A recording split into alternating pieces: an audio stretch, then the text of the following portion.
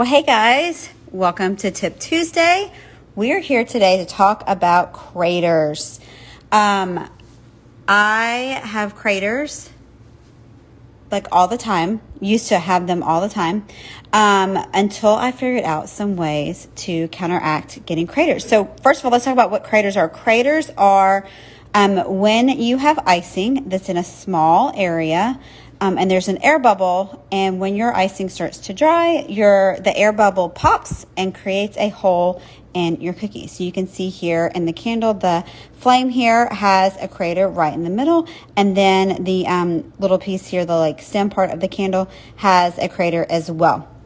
You can also see down here at the bottom, you can see where I almost had a crater where the icing goes down pretty far. That's just a crack there in the icing from picking it up while it was still wet.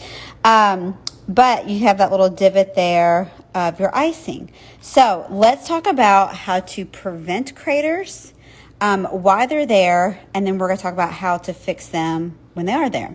So this cookie I did earlier today, I did this morning, and so I was purposefully getting the crater to form on this birthday cake and the candle.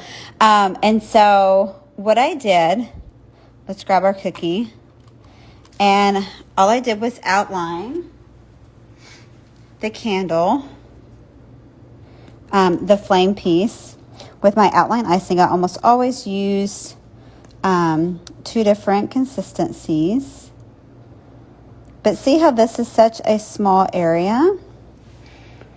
You want to add, and this is from Corian's Cookies, showed this before and showed it many times, that you add just like a little squiggle of outline icing. So this outline icing is like toothpaste-like consistency.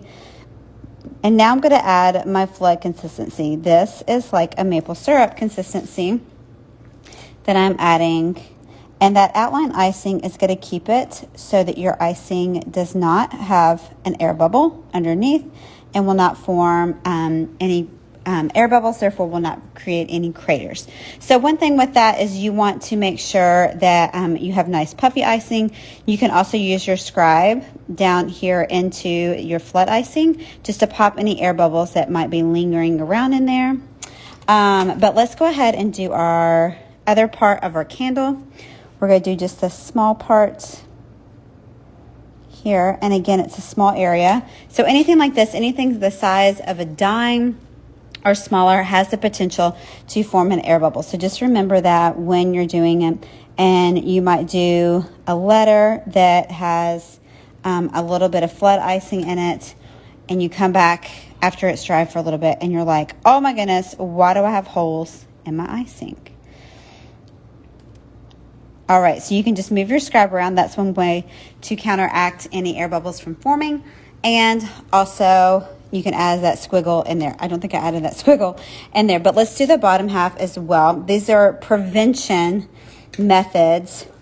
One is that squiggle in the middle of your outline. We're going to do it here on the cake plate. And so since we've got like a small area here, I'm just going to do a squiggle like so. Another way that you can prevent air bubbles is to use a thicker flood consistency that will help your from forming craters. And then my favorite trick is to dry your cookies directly in front of a fan. After I have flooded my cookies with a base layer, I like to put them directly in front of a fan to dry. The fan acts as a quicker drying agent that's going to make your icing crust over quicker, therefore not letting any of those air bubbles develop and pop and cause any craters.